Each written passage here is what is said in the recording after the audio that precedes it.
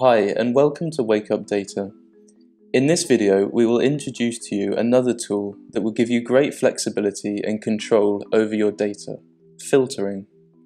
By using this function you can easily filter out products you wish to include or exclude in your exports. You can set up uniqueness filters or split big chunks of data. To start, go to your export overview and select filtering. There are three areas of the filtering function that we will cover in this video. The first is basic product filtering, the second is uniqueness filtering, and the third is subset filtering. So we'll start with the first, which is basic product filtering.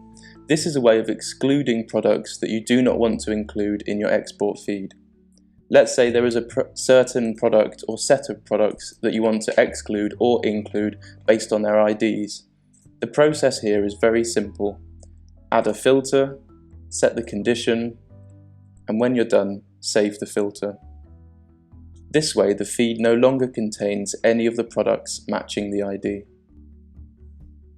Uniqueness filtering is a way of ensuring that all your products in the export are unique, avoiding any duplicates. To do so, simply select uniqueness filtering and choose which field should be unique, typically ID, EAN or similar values. Subset filtering is our brand new feature which allows you to create multiple copies of a feed but separated on a given value. For example, let's say you have one import that contains 10,000 products spread out on 200 different manufacturers, and you want a product feed for each individual manufacturer. Select subset filtering and choose which value should split the feed. In our example, we will use brand information, but you can choose any other value such as ID, manufacturer SKU or others.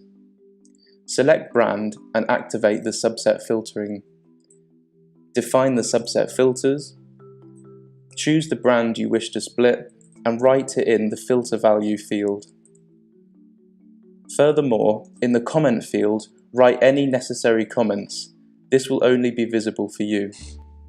Lastly, add a value that will differentiate the URL of the products, usually the same brand or another way of identifying each set of products. When you're done, save the subset filtering and continue with the next brand. We hope you enjoyed this video, and our filtering functioning will save you a lot of time and energy so you can focus more on your business.